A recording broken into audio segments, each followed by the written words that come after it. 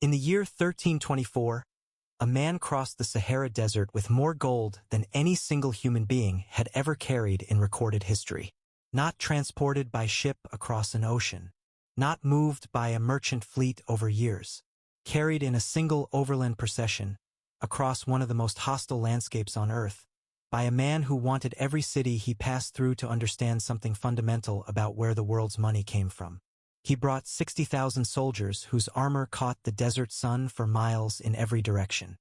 He brought 12,000 enslaved servants, each one a human display of surplus, people converted into demonstrations of bottomless resource. He brought 80 camels, each loaded with 300 pounds of pure gold dust packed in leather sacks, and he brought 500 personal attendants dressed in Persian silk who walked before him scattering gold coins into the streets of every city they entered, not because they were careless, but because scattering gold like it was dirt was the entire point. When he arrived in Cairo, the price of gold collapsed. Not slightly, catastrophically. The Egyptian historian Al-Makrizi, writing decades later, described the damage in terms usually reserved for natural disasters. A flooding of the market so complete that merchants who had built their livelihoods on stable gold valuations watched the foundation of their businesses dissolve within weeks. Cairo's gold market, one of the most important commodity markets in the medieval world, was structurally broken by the passage of a single man through the city. It did not recover for 12 years. Nobody called him a conqueror. They called him a pilgrim making the obligatory Islamic journey to Mecca, a pious king fulfilling his religious duty. They were wrong, or rather, they were only half right, and the half they missed was the half that changed history. If you are new here, subscribe. We cover history's greatest power plays like nobody else does. Before this man existed, before his dynasty, before his empire, before the city that made his family's name synonymous with the concept of impossible wealth, the world had a different map. In the 13th century, power in West Africa was concentrated in the hands of the Sasso Kingdom, a militaristic state built on iron weapons, raiding economies, tribute extraction, and the systematic destruction of any polity that showed signs of becoming a competitor. The Sasso king Semanguru Kanti was not a subtle figure. He was iron. He controlled the smelting operations that gave his soldiers technological superiority over neighbors who were still working primarily with wood and bone. He had dismantled the old Ghana Empire, that ancient commercial powerhouse whose trans-Saharan gold trade had once made it the wealthiest state in West Africa, by systematically occupying its key cities and scattering its ruling clans. He had absorbed a dozen smaller kingdoms by the early 1200s, and his method in each case was identical. Demonstrate overwhelming military force, install a vassal, begin extraction. He did not build loyalty, he built fear, and he had learned through successful repetition that fear worked. Every chieftaincy in the Western Sudan paid tribute to Semanguru or bled for its refusal. The tributary payments, gold dust, enslaved captives, iron tools, cattle, flowed steadily northward to the Sasso capital and funded further expansion. It was a self-reinforcing machine of domination, and as of 1220, there was no credible challenge to it anywhere in the region. The Keita clan occupied a place in this landscape that was, in practical terms, irrelevant.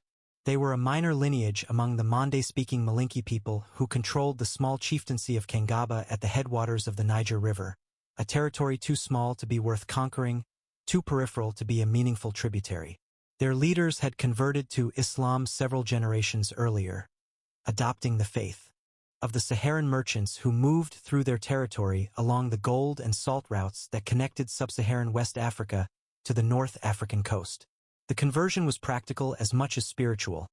Muslim traders conducted business with other Muslims on preferential terms, and a ruler who shared their faith gained access to commercial networks that excluded pagans. But the Keita of Kangaba had not yet learned to use that faith as political infrastructure, as organizational technology, as the ideological basis for a coalition that could cross ethnic and linguistic boundaries. They were nothing, a name in a small territory, paying tribute to a king who probably did not know their name. And yet, this is the story of how an irrelevant clan from an irrelevant chieftaincy built the largest empire Africa had ever seen. An empire that at its peak controlled 4,000 miles of territory from the Atlantic coast to the bend of the Niger, that commanded the two most productive gold fields in the medieval world, that built a university city which enrolled more students than Oxford and Cambridge combined, and that produced a ruler whose single pilgrimage to Mecca broke 3 interconnected continental economies for over a decade. This is the story of how the Keita dynasty rose from the ground, literally, from a boy dragging himself across a dirt floor to the absolute apex of medieval power, and how everything they built contained, from the very first day of the empire's existence, the seed of its own destruction. 3 moments in this story will not appear in any school curriculum. The first is a private scene in a royal court, involving a boy, an iron rod, and the decision to stop being what the world had decided he was. The second is a mathematical act of economic warfare disguised as religious piety. The third is the final irony, that the specific strategy which made the dynasty's founder unstoppable was the exact structural flaw that guaranteed everything his descendants built would eventually dissolve. We will get to all 3. But to understand how any of it happened, we have to go back to Kangaba, to the smell of dust and cooking fires and political contempt in the year 1217. Picture a boy who cannot walk, surrounded by people who have decided his inability to walk means something. His name is Sundiata Keita, and he was born with a condition. The specific diagnosis is lost to history, but the functional consequence is consistent across all accounts, that prevented him from using his legs in the way that a warrior culture required. He could not stand. He moved by crawling, by dragging himself across the packed earth floors of his father's compound, and in a society where a king's legitimacy was inseparable from his military authority, and military authority was expressed through physical presence, through the ability to march, to ride, to command from the front of a formation, a prince who could not stand was a prince who could not rule. His father, Nair Maghan Konate, the king of Kangaba, died when Sundiata was still young. The throne passed to his older half-brothers, sons of a different mother who had been watching the disabled boy with a mixture of contempt and relief since the moment they understood that he represented no competitive threat. His mother, Sagalin Whelan Konde, a woman brought to Kangaba years earlier through a political arrangement, described in griot tradition as physically unusual in ways the court considered unattractive and treated accordingly, was left with her son in a position of structured, systematic humiliation designed to make the point permanent. Court women gave Sagalin the least desirable tasks. They withheld provisions from her. They staged small cruelties in public settings where witnesses would observe and remember. The half-brothers at the throne made Sundiata's disability a regular subject of commentary, not as a genuine expression of concern, but as a demonstration of Sagalin's worthlessness through her offspring. They were communicating something specific.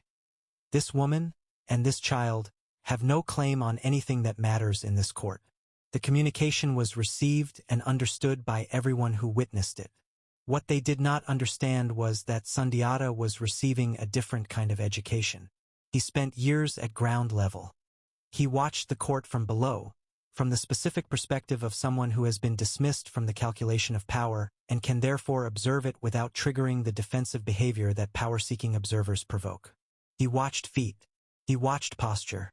He watched how proximity to the half-brothers shifted depending on which alliances were currently active and which had recently cooled.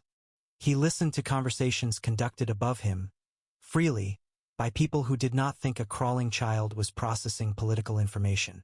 He watched debts being created and called in. He watched the specific mechanics of how loyalty was manufactured and how it decayed. He was building, without any conscious awareness that this was what he was doing, a comprehensive model of how power functioned in practice rather than in theory. He was learning what decades of formal court education could not have taught him, because formal education teaches theory and theory rarely matches practice. Sundiata was learning practice from the inside, from the only position available to someone who has been removed from every other position. He was also building patience. Rage without patience breaks men. Rage with patience accumulates compound interest. The griots, the hereditary storytellers who maintained Malinki history across generations without written records, memorizing genealogies, battles, legal precedents, and dynastic histories in verse forms designed for centuries of transmission, preserved the specific scene that marked the turn. Sagalin had been publicly humiliated by a woman at court who made an extended point in front of witnesses that Sundiata could not gather baobab leaves himself, that his mother had to do it for him, that a prince who could not complete the simplest task of a child was a prince whose mother should feel permanent shame. Sogolon returned to her son and wept, and Sundiata, listening to her describe what had been said, told her she would never need to gather baobab leaves again. He asked the blacksmith for an iron rod. The first one bent. He asked for a heavier one. The griots describe what happened next in language that has kept audiences fixed across 8 centuries of performance. The boy who could not walk grabbed the iron with both hands, pressed it into the earth, and pushed himself upright against every resistance his body had spent years opposing. The effort was enormous. The iron bent into a bow shape under the force of his grip pressing against the ground. And then he stood. And then he walked. And then he went to a baobab tree and tore branches from it with his bare hands, carrying them back to his mother with a force that the griots consistently describe as something beyond physical, as a demonstration that the decision to become something had its own mechanics, separate from any limitation the world had assigned. Whether this account is literally true, symbolically constructed, or some fusion of actual event and narrative elaboration does not change its historical function. The Malinki people remembered their dynasty's founding not as the natural inheritance of power by the powerful, but as the violent seizure of possibility by someone the world had written off. They built their origin story around the specific image of a discarded prince deciding, in a private moment of family crisis, to stop being what his circumstances had assigned him. That story has been performed continuously for 800 years because it does something beyond recording a historical event. It tells the Malinki people something specific about the relationship between will and circumstance that they have apparently found worth preserving across every disruption history has subjected them to. What happened after the legend is documented in ways the legend is not. Sundiata and his mother were expelled from Kangaba. The half-brothers at the throne were not so contemptuous that they were willing to be careless about a rival who had demonstrated, suddenly and publicly, that he was not what they had assumed. Exile was the solution. Remove him from the territory.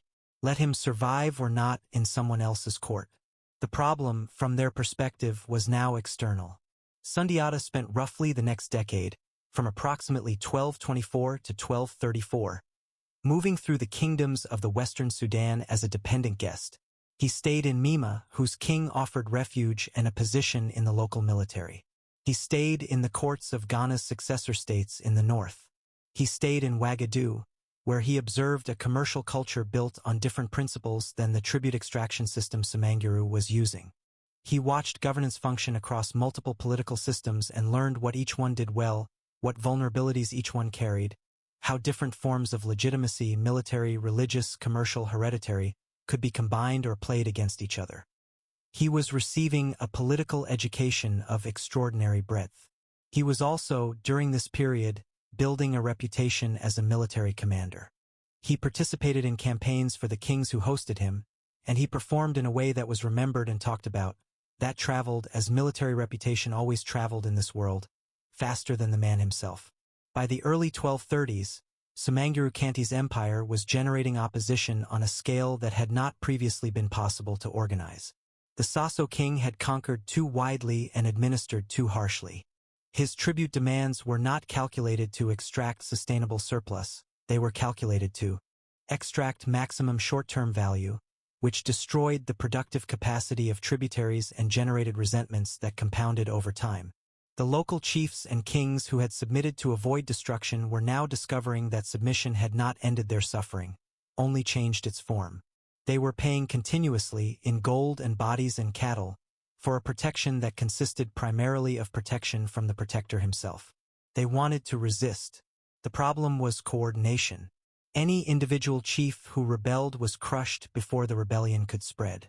They needed a leader who could organize a coalition across multiple kingdoms and multiple ethnic groups, someone whose legitimacy was broadly recognized, whose personal military capability was established, and whose existing territorial base was small enough that joining his coalition felt safer than it would have felt to join any of the larger neighboring chiefs.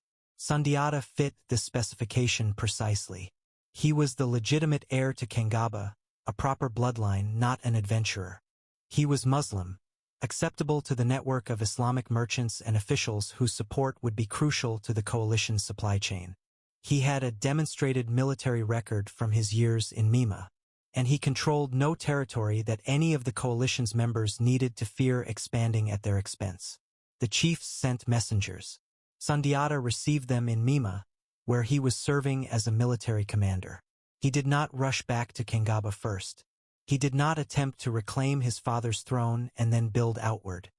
He negotiated his position as the coalition's leader before taking a single piece of territory, establishing, through political maneuvering rather than military force, that any victory would belong to him in the most legally and diplomatically unambiguous way possible.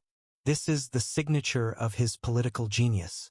He understood that the question was not whether he could win the battle.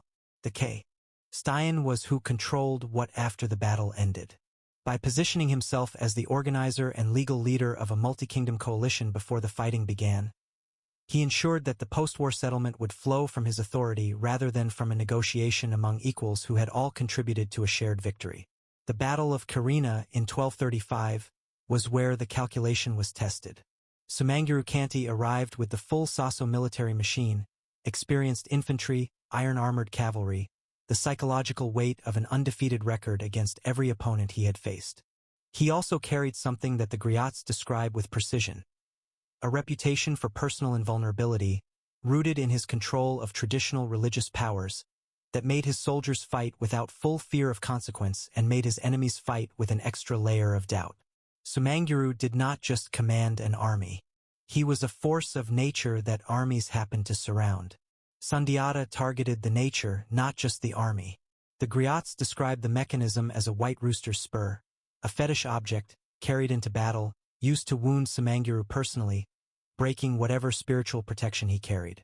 The historical interpretation does not require belief in the literal spur. What it requires is recognition of the strategic principle. Sundiata understood that Sumanguru's military supremacy was inseparable from the belief that he could not be defeated, and he attacked the belief as deliberately as he attacked the formation. He made Sumanguru bleed visibly. He made the soldiers watching understand that the invulnerable king was vulnerable. Once the aura collapsed, the military outcome followed with the logic of physics. Sumanguru fled. Some accounts say he escaped into the mountains of Kolokoro. Some say he was killed. The griots say the magic that had sustained him turned inward and consumed him. What the historical record shows is that he disappeared permanently from any account, and the Saso kingdom dissolved within a generation, absorbed into the expanding Malinki system without the coherent political identity that a surviving king might have preserved. The Western Sudan was open. Sundiata moved with the organized speed of someone who had spent a decade planning what came next. He reoccupied Kangaba and immediately moved outward rather than inward, expanding north toward the salt-producing regions of the Saharan margin, south toward the gold fields of Bambuk and Bure, east toward the Niger River trade cities that were the commercial arteries of the region. Each expansion was followed immediately by administrative action. Local leaders were confirmed in place where they were cooperative, replaced where they were not, and a new layer of Malinki provincial administration was installed above them, with standardized tax collection that flowed upward to the imperial treasury rather than remaining at the local level. The gold fields were the prize. Bambuk and Bure were the two most productive gold mining regions in the medieval world. The mines at Bambuk in particular had been producing since at least the 4th century CE. They were the upstream source of the gold that had made the Ghana Empire wealthy, the gold that had traveled north to fuel Roman and Byzantine monetary systems in late antiquity, the gold that had sustained trans-Saharan trade for 1,000 years before Sundiata was born. Controlling these mines did not merely make the Mali Empire wealthy. It made the Mali Empire the origin point of the global monetary system, the upstream source from which all downstream financial operations drew their fundamental material. Sundiata built the administrative architecture that would allow the empire to function at this scale. He established a standing military structure around a professional corps rather than seasonal tribal levies, reducing the unpredictable dependence on tributary armies that could be withdrawn at politically inconvenient moments. He organized the empire's territory into provinces with appointed governors who were accountable to the center. He established formal trade route protection, patrols, caravanserai rest stops, defined tariff systems that made merchants actively choose to route their caravans through Malian territory rather than around it, generating tax revenue through commerce rather than just through tribute. He built something that had not existed in the Western Sudan before: a state with the administrative capacity to govern complexity at imperial scale. But embedded in everything he built was the void he never addressed. There was no succession law. There was no formal constitutional definition of what the Munsa was and how the Munsa's authority was transferred. There was no independent judiciary that could adjudicate succession disputes without reference to military force. There was no standing bureaucratic class whose employment depended on institutional continuity rather than personal loyalty to whoever held the throne. The empire ran on Sundiata's authority, his specific, irreplaceable personal authority, and on the personal authority of whoever was strong enough to inherit it. This was not an oversight. It was a feature of how power worked in this context. There was no template for the alternative. And while Sundiata lived, it worked magnificently. He was planting a time bomb in his own foundation, and he would never see it detonate. By the time Musa Keita inherited the Munsa throne around 1312, the empire had been great for nearly 8 decades. It had survived several successions, including at least one that involved violence and had emergency. From each one with its territorial integrity roughly preserved. The gold was flowing. The trade routes were functioning. The tributary system was extracting surplus from a vast territory and concentrating it at the center. The Mali Empire, at the moment Musa inherited it, was already the most powerful state in Africa and one of the most powerful in the world. Musa looked at this inheritance and asked a question his predecessors had not thought to ask. How do I make everyone else know it? The question was not vanity. It was strategy. The Mali Empire's power was, at that moment, real but invisible to the Mediterranean world, to the commercial and diplomatic networks of North Africa, the Middle East, and Southern Europe that were the operational centers of medieval global trade. Merchants from North Africa who traded in Mali's gold knew, in the abstract, that the gold came from powerful states in the south. But the specific nature of that power, its scale, its sophistication, its permanence, this was largely unknown outside the immediate region. The empire was wealthy in fact and anonymous in perception, and in a world where diplomatic recognition translated directly into commercial access and military alliance, anonymity was a strategic vulnerability. The Hajj of 1324 was Musa's solution. He had already spent the first decade of his reign expanding and consolidating. He had incorporated the trading cities of Timbuktu and Gao as direct imperial possessions, removing them from tributary status, installing Malinke administrators, and integrating their commercial infrastructure directly into the imperial economy. This was significant because Timbuktu in particular was not just a trading city. It was a node on the Trans-Saharan network where gold from the southern mines met salt from the northern quarries, where Saharan merchants met Savannah merchants, where the economic systems of 2 climatically distinct zones transacted their mutual business. Controlling Timbuktu was not like controlling territory.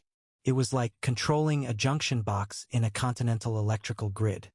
He reorganized the military into a standing professional force estimated by contemporary sources at approximately 100,000 soldiers, a figure that, if accurate, would make the Malian army larger than any standing European force of the period by a wide margin. He built a communications infrastructure using professional couriers and riverine transport along the Niger that allowed information from the empire's edges to reach the capital in days. He established formal diplomatic relationships with Egypt and Morocco, exchanging ambassadors in the manner of peer states, because economically Mali was more than a peer. It was the source of the gold both those states needed to conduct their own monetary operations. And then he assembled his pilgrimage caravan. The numbers are documented in too many independent sources to dismiss as exaggeration. Egyptian court records, Moroccan diplomatic correspondence, the testimonies collected by the geographer Al-Amari from people who had personally interacted with Musa during his Cairo stay, all of them describe the same basic scale. 60,000 soldiers, 12,000 servants, the majority enslaved, each dressed in matching silk garments, 500 personal attendants, each carrying a golden staff, walking before the Munsa and scattering gold coins in a continuous performance of abundance. 80 camels each loaded with 300 pounds of gold dust. The total gold weight carried has been estimated by modern economists using medieval commodity price data at somewhere between 8 and 12 tons, representing, by various calculations, somewhere between half and the entirety of the global gold trade in a typical year of that period. He moved slowly through the Sahara, stopping at cities along the route. In Wallata, a major trans-Saharan trading hub, he gave so freely to citizens who came to see him tea. Local merchants found their normal pricing structures temporarily meaningless. In the salt city of Tagaza, he distributed gifts. In every stop, the performance was identical. The Munsa of Mali arrived, and gold appeared in quantities that made the concept of scarcity temporarily inapplicable. Cairo received him with the full ceremonial apparatus of the Mamluk Sultanate. The Sultan of Egypt was one of the most powerful rulers in the Islamic world. His court was sophisticated, its officials experienced in receiving foreign dignitaries of every description. They had seen wealthy visitors before. They had not seen this. Musa stayed in Cairo for approximately 3 months before continuing to Mecca, and during those 3 months his spending was so continuous and so extravagant that Egyptian market analysts, people whose professional function was monitoring commodity prices, began recording an anomaly they had never encountered. Gold was everywhere. Gold was being exchanged for goods and services at rates far above market value. Gold was being given away for no commercial purpose at all, simply as demonstrations of relationship and generosity. And the gold price was collapsing because the fundamental mechanism of value is scarcity, and Musa had made gold, temporarily and locally, abundant. Al-Amari, who interviewed Egyptian officials and merchants who had witnessed this firsthand, wrote that the damage to the Cairo gold market was still perceptible a dozen years later. The price had partially recovered but had not returned to pre-1324 levels. The ripple effect of a single man's passage through a single city persisted for more than a decade in the commodity markets of a region he had left behind. But here is what no one tells you about the Hajj of Mansa Musa. The damage was not accidental. It was not the consequence of piety overwhelming economic judgment. It was a demonstration, and the evidence that it was deliberate is in what Musa did on the way back. Return through Cairo after completing the pilgrimage to Mecca, Musa found himself genuinely short of travel funds. The gold he had carried was largely spent or given away. He needed resources to complete the journey home with an army and entourage of tens of thousands. So he borrowed from Egyptian merchants. He took gold from Cairo's merchant community at interest, gold that he then transported out of Cairo toward Mali. In doing so, he partially withdrew from circulation the same gold he had flooded into the market months earlier. The withdrawal exerted upward pressure on the gold price.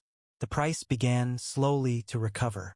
Musa had, in the course of a single journey, demonstrated the ability to both crash and partially stabilize a major international commodity market. He had shown the Mediterranean world, concretely and unmistakably, that the Mali Empire was not merely in possession of gold. It was the origin of gold. And origins can be opened and closed, flooded and drained, at the discretion of the person who controls them. Every diplomat, every merchant, every intelligence analyst from Cairo to Fez who filed a report about what they had witnessed would have included the same conclusion. This empire must be engaged, courted, and taken seriously. He returned to Mali and immediately deployed the political capital his pilgrimage had purchased. The architectural transformation of Timbuktu began within months of his return. He had brought back with him Abu Ishaq Ibrahim al-Sahili, a poet and architectural designer from Granada in Muslim Spain who had been living in Cairo and had agreed, after extended negotiation and a gift variously estimated at 200 pounds of gold, to accompany the Munsa to West Africa.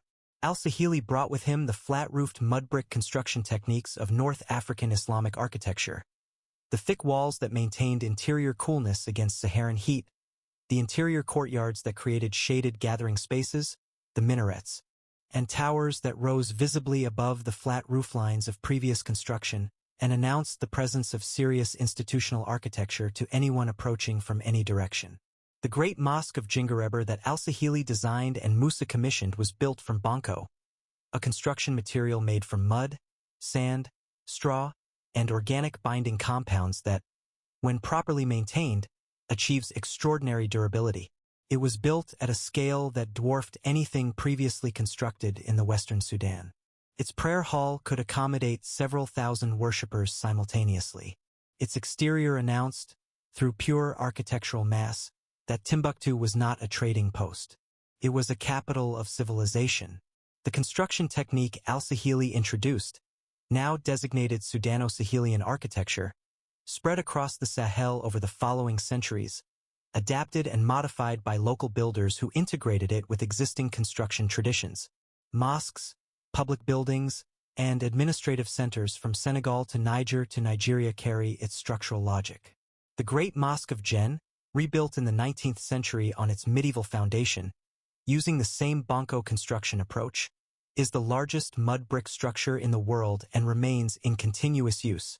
Every year, the community of Djen participates in a collective replastering of its exterior, pushing fresh mud into the structural timber projections that allow the building's outer surface to be renewed after each rainy season. It is maintained today by the same community logic that maintained it in the 14th century. That continuity runs directly from Mansa Musa's decision to bring Al-Sahili across the Sahara. The Sankor Mosque developed under Musa's patronage into the institutional structure that became the University of Sankor, one of the largest centers of Islamic learning in the medieval world. At its peak, it enrolled approximately 25,000 students, a figure that exceeds the combined enrollment of Oxford and Cambridge at the same period by a factor of several multiples. The curriculum covered Islamic jurisprudence, Quranic studies, Arabic grammar and rhetoric, logic, astronomy, mathematics, medicine, and history. Scholars from Egypt, Morocco, Andalusia, and the broader Muslim world arrived to teach and study. Drawn by the combination of the university's reputation and the specific financial support Musa and his successors provided to resident scholars in the form of housing, stipends, and access to one of the largest library collections in the medieval Islamic world.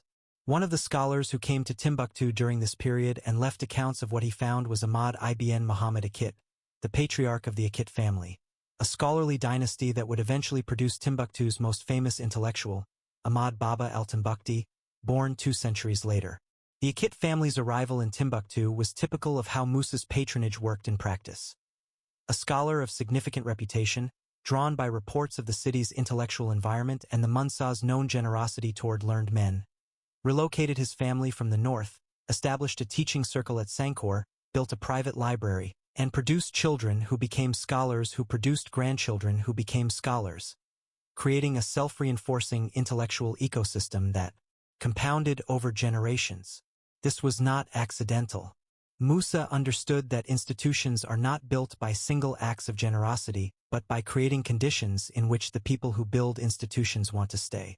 He was equally systematic in his approach to commercial infrastructure. The salt trade, which was as essential to medieval West African life as gold was to Mediterranean monetary systems, operated through a specific geographic logic that Musa exploited with precision. Salt mined at Tagaza in the Central Sahara, a place so remote and hostile that its miners lived in houses built from salt blocks because no other building material was available, had to travel south to the agricultural communities of the savannah that needed it desperately for food preservation and livestock management. Gold mined in the south had to travel north to the Saharan commercial networks and from there to the Mediterranean.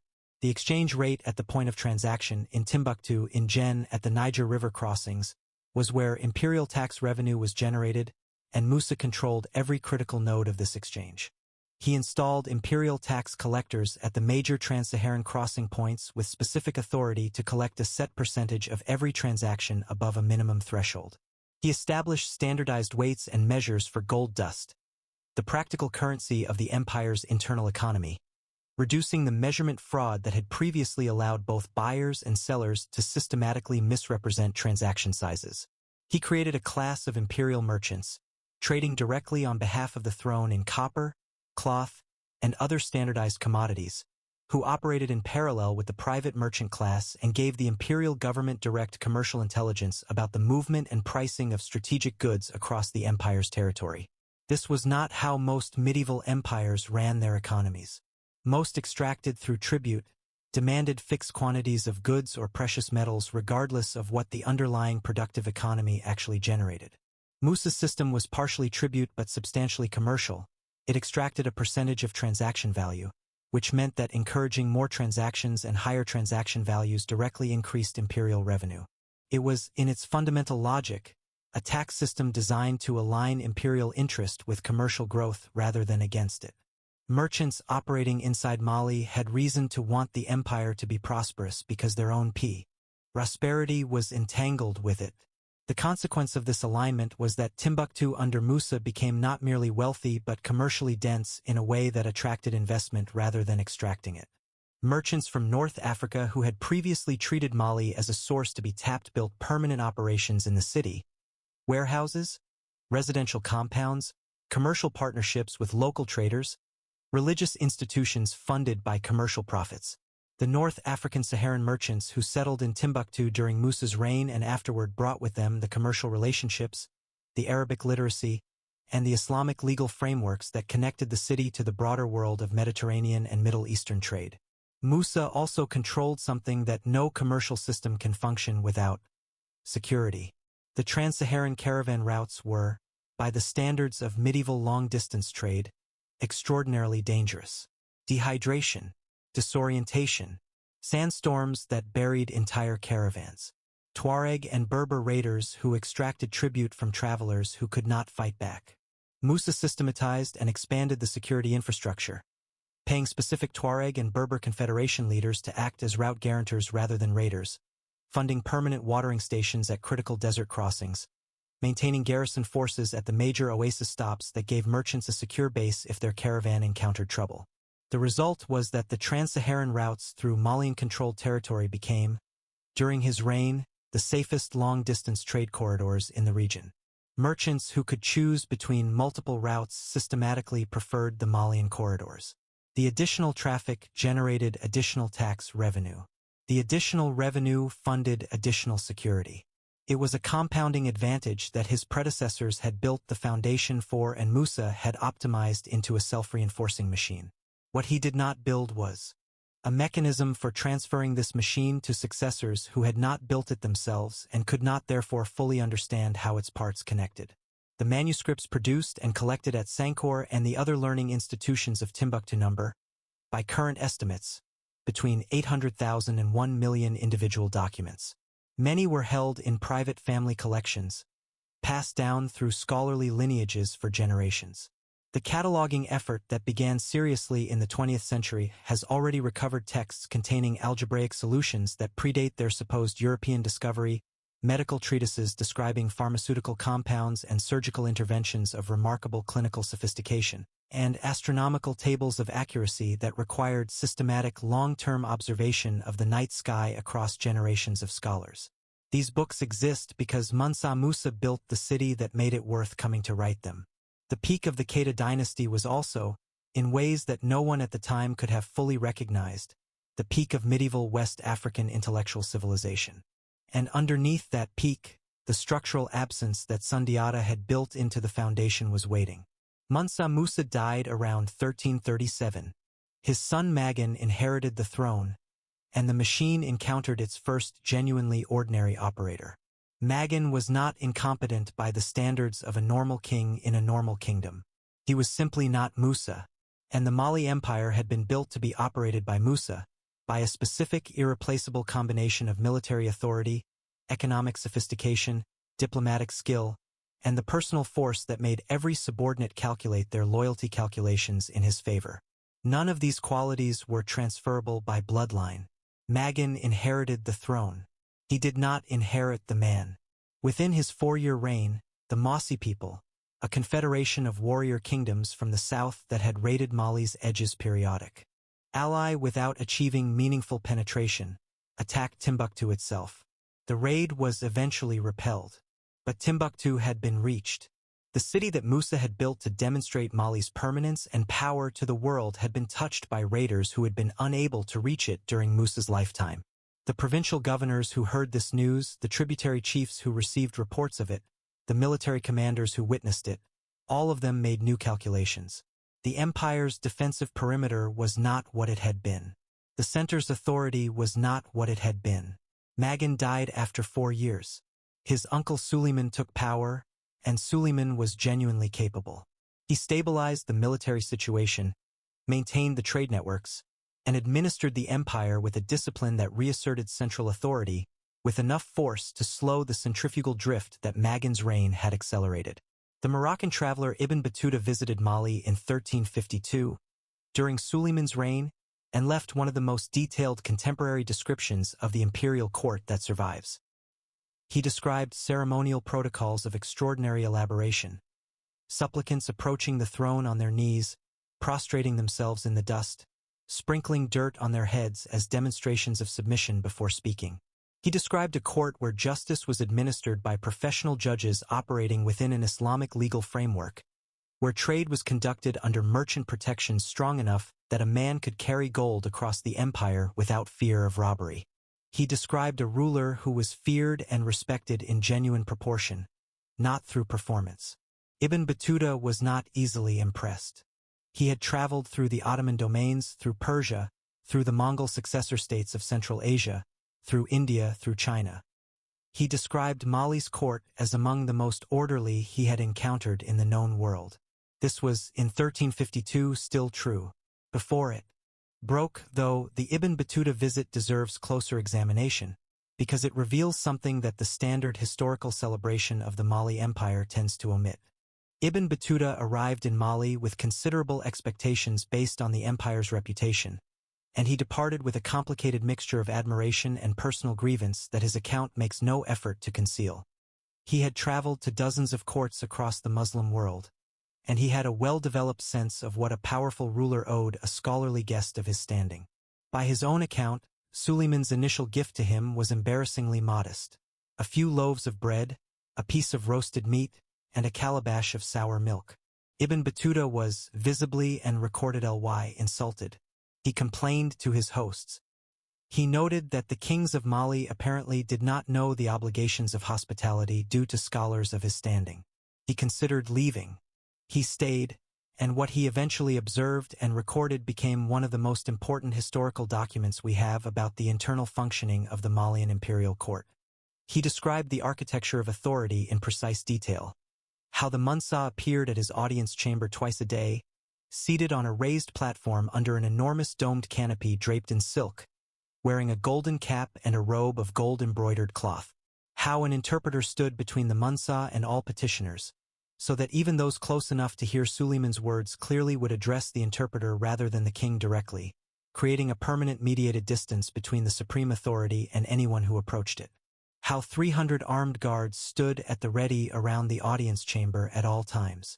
How musicians played whenever the Munsa mounted or dismounted from his horse. He also noted the specific mechanisms of public submission, that visitors to the court were required to remove their clothing and approach in rags or simple garments, demonstrating that they had stripped themselves of the markers of their own status before entering the presence of one whose status encompassed all of theirs. That people approached the throne on their knees. That before speaking, they beat the ground with their elbows and sprinkled dust on their heads.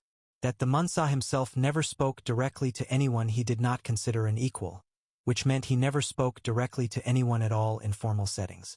This is the court machinery of absolute personal authority observed from the inside during the last period of the empire's genuine strength. Every protocol Ibn Battuta described was designed to reinforce, continuously and publicly, the idea that the Munsa was categorically different from every other human being in the empire, that the distance between him and the next most powerful figure was not a matter of degree but of kind. This reinforcement was psychologically and politically effective.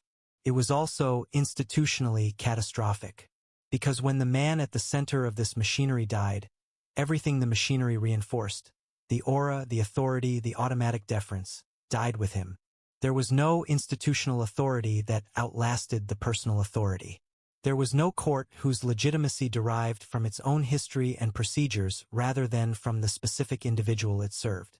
When Suleiman died in 1360, the machinery of absolute authority simply waited for the next absolute authority to activate it, and what arrived instead was Suleiman's son, who was ordinary, and the machinery ground against the ordinariness and eventually broke. Suleiman's son Marijada too took the throne and proved to be, in the specific context of an empire requiring constant and sophisticated management, disastrous. He dissolved the treasury reserves that Suleiman had carefully rebuilt through years of disciplined extraction. He alienated the military commanders who had made Suleiman's stabilization possible, replacing experienced generals with personal favorites whose loyalty was certain but whose competence was not. He reversed administrative reforms that had been years in construction. imposing arbitrary and inconsistent tax collection on the trading centers that were the empire's commercial nervous system. The merchants who moved through Timbuktu and Jen began routing around Malian territory when they could. The tax revenue that depended on their movement through Mali decreased. The treasury that funded the military that maintained the trade route security that made merchants want to route through Mali contracted further. This is how imperial economic collapse works. It is not a single catastrophic event. It is a cascade of interdependencies failing in sequence, each failure making the next one more likely, each contraction making the recovery more difficult, until the system reaches a threshold below which it cannot maintain itself. Mari Jata II was eventually removed by his own court officials, who had watched the treasury contract to the point where they could no longer pay their own staffs. What followed was a succession of emperors installed and removed in rapid sequence. Men whose reigns were measured in years rather than decades, whose authority never fully established itself before the next succession crisis disrupted whatever stability the previous one had managed to create. Each crisis consumed resources in an identical pattern. Military factions supporting competing claimants fighting battles that destroyed productive capacity and disrupted trade, provincial governors withholding tribute while calculating which claimant would win, subordinate chiefs using the chaos to renegotiate tribute downward or eliminate it entirely, trade routes becoming less secure as soldiers were redirected from patrol duty to political conflict. The Tuareg Confederation, the nomadic Berber people of the Sahara who had operated as traders, guides, and occasional raiders along Mali's northern margins for the empire's entire history, had been watching this degradation with the patient attention of people who understand exactly how systems fail because the why have survived by finding the gaps in systems. They knew the trans-Saharan trade routes in a way that no imperial administrator did, because they had been crossing them for generations and could read the landscape's vulnerabilities with precision. They knew which garrison cities were critical to Mali's control of the northern corridors and which were symbolic. They knew which defensive positions were maintained and which had been quietly abandoned as the military budget contracted. In 1433, they captured Timbuktu. The standard historical narrative treats this as the beginning of Mali's end. The truth is more precise and more damning. Here is what no one tells you about the fall of Timbuktu. Timbuktu fell because its garrison was undermanned. It was undermanned because the treasury that should have paid and supplied the garrison had been contracting for decades due to reduced tribute collection from provinces that had been exploiting succession crises to reduce their payments. The tribute reduction was the consequence of central authority losing the credibility that comes from demonstrated power, the credibility that Musa had built and Magan had begun to erode and a succession of weak emperors had progressively consumed. The loss of central authority credibility was a direct consequence of the succession system that Sundiata had never formalized, the constitutional void that made every emperor's death a potential civil war and made every tributary chief's loyalty a perpetual calculation of risk versus benefit rather than a settled political fact. The Tuareg did not defeat the Mali Empire in 1433.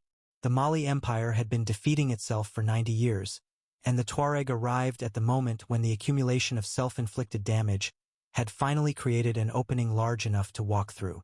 The Songhai Kingdom had been watching from the east with a different kind of attention, the attention of a commercially sophisticated river civilization that had been living as a Malian tributary for over a century and had accumulated both the resentment and the organizational capacity to become something else. The Songhai controlled the Niger River bend, the geographic junction through which goods moving between the savannah and the desert passed in both directions, and they had learned the logistics of long-distance trade by operating within Mali's commercial infrastructure while building the military capacity to eventually operate independently of it. When Sunni Ali took the Songhai throne around 1464, he was, in temperament, in military genius, in personal authority, precisely the kind of ruler that the Mali succession system had consistently failed to produce since Musa's death. He was decisive and present. He personally commanded in battle. He was ruthless with subordinates who failed him and generous with those who succeeded, and he structured these incentives consistently enough that his army functioned as an extension of his specific will rather than as a collection of units executing institutional protocol. He looked at what remained of the Mali Empire and applied exactly the strategic logic that Sundiata had applied to Sumanguru's empire 2 centuries earlier. Identify an overextended system that can no longer maintain its periphery, begin taking the periphery, use early success to recruit allies from within the system's former tributary base, and press inward until the center has no resources left to resist.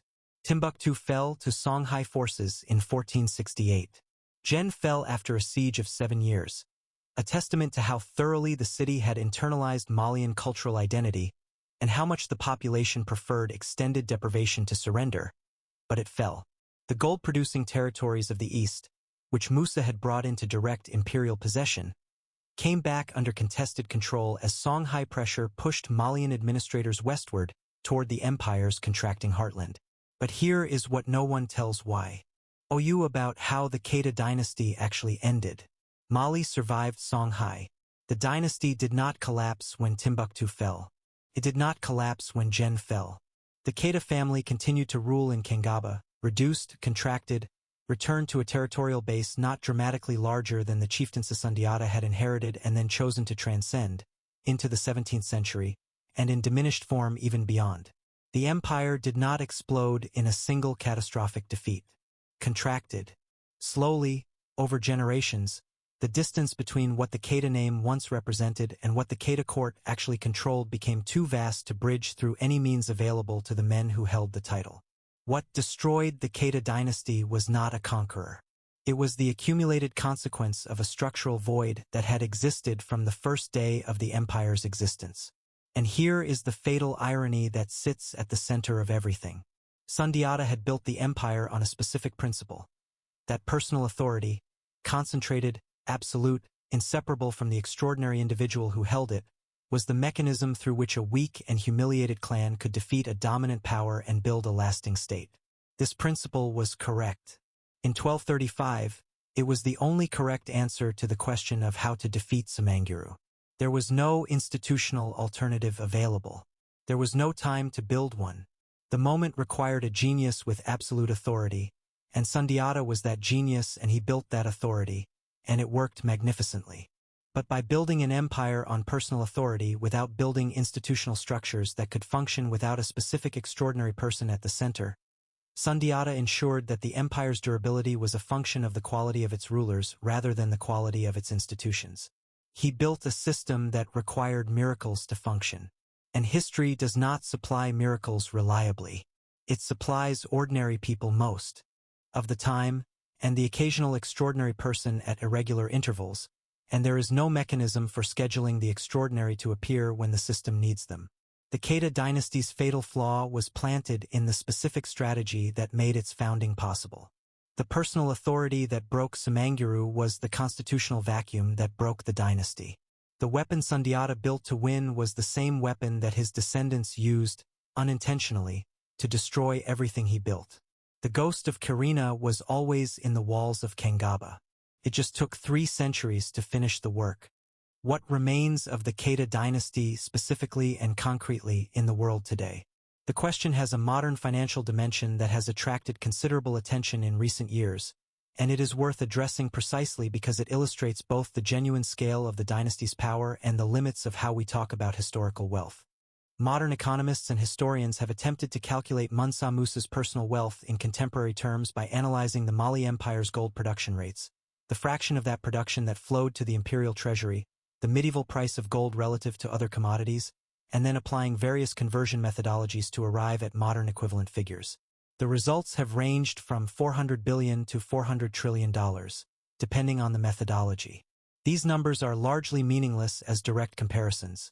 The structural differences between a medieval subsistence economy and a 21st century globalized economy make direct monetary comparison approximately as useful as comparing a medieval army's strength in current military spending. But the underlying data that produces these calculations is real, and it tells us something important. At the peak of Musa's reign, the Mali Empire controlled somewhere between half and 2/3 of the world's accessible gold supply. The global economy of the 14th century ran on gold in a way that the modern economy does not run on any single commodity, not oil, not rare earth elements, nothing. Gold was money, not metaphorically, literally. It was the substance from which coins were made, against which credit instruments were measured, through which international trade was settled. Controlling more than half of the world's supply of the thing that functioned as money was not merely wealth. It was structural power over the global monetary system itself. This is what the Keita Dynasty actually was at its apex. Not simply a rich kingdom, the upstream origin of the material that made the medieval world's economy function. The Great Mosque of Jen stands at the center of a city whose name still carries the Malinki administrative designation it received when Musa's forces incorporated it into the empire in the early 14th century. The mosque itself is the largest mud brick building on Earth. Every year, before the rainy season arrives, the community of Jen participates in a collective replastering of its exterior, an annual maintenance ritual in which thousands of people push fresh bonko into the structural timber projections that allow the building's outer skin to be renewed and the underlying structure to survive. This practice has been continuous since the mosque's original construction. It is, without exaggeration, a direct line from Musa Musa's architectural ambition to the present day. The Timbuktu manuscripts, the hundreds of thousands of documents held in the Ahmed Baba Institute and in private family libraries across the city, are currently the subject of one of the most significant scholarly recovery projects in African studies. Many texts have been digitized and translated for the first time. Among the recovered material are mathematical proofs predating their supposed European discovery, astronomical tables requiring generations of systematic observation, medical texts of clinical sophistication inconsistent with the image of a pre-literate continent that European colonialism spent 2 centuries constructing and imposing on global historical consciousness. The manuscripts exist because Musa Musa built Sankor into a city worth coming to write in. They are, in the most concrete possible sense, his intellectual fingerprint. The Sudano-Sahelian architectural tradition that al-Sahili brought to the region in 1325 is a living practice in over a dozen countries. It is not a historical style. It is the current method of construction for mosques, public buildings, and significant private structures across a belt of territory from Senegal through Mali, Burkina Faso, Niger, and into Nigeria. The structural logic al-Sahili introduced, the thick bonko walls, the embedded timber reinforcements, the flat roofs designed to accumulate solar heat and release it slowly through cold desert nights, has been adapted and evolved by generations of builders who never knew his name but are still using his principles. The modern borders of Mali, Senegal, Guinea, and Gambia were drawn by French colonial administrators in the 1880s and 1890s, who were mapping a landscape they did not fully understand. What they were mapping, without knowing the history that had produced it, was the underlying ethnic, linguistic, commercial, and cultural geography of the Malinki world as shaped by 6 centuries of Mali Empire influence. The distribution of Mande-speaking populations across the Western Sudan, the trade routes that French administrators built their colonial commercial infrastructure around, the political boundaries between highland and riverine communities. All of these had been shaped, in their fundamental outlines, by the Keita Dynasty's administrative and military expansion. The French thought they were drawing new lines. They were inheriting and formalizing structures that had been laid down before the first European explorer saw the Niger River. The Catalan Atlas of 1375, the world map commissioned by the King of Aragon, produced in Majorca by the Jewish cartographer Abraham Cresques using the best geographical intelligence available to the Mediterranean scholarly world, depicted Musa Musa at the precise center of the African continent. He was drawn crowned, enthroned, holding a solid gold nugget in one raised hand, in the posture of a ruler whose authority over the material shown around him is beyond question. Medieval mapmakers filled Africa south of the Sahara with monsters, mythical peoples, and cautionary geographic fictions because they lacked information and had no commercial incentive to seek it. When the information was unmissable, when a man had crashed the Mediterranean gold market for 12 years, when diplomatic correspondents from Morocco and Egypt both confirmed the same basic facts, when scholar-traders returning from Timbuktu described a city of 25,000 students. The cartographers drew what was actually there. Musa Musa appeared on the most important European map of the 14th century because his empire was too economically consequential to leave blank. They did not discover the Mali Empire. They acknowledged what had always been there and could no longer be ignored.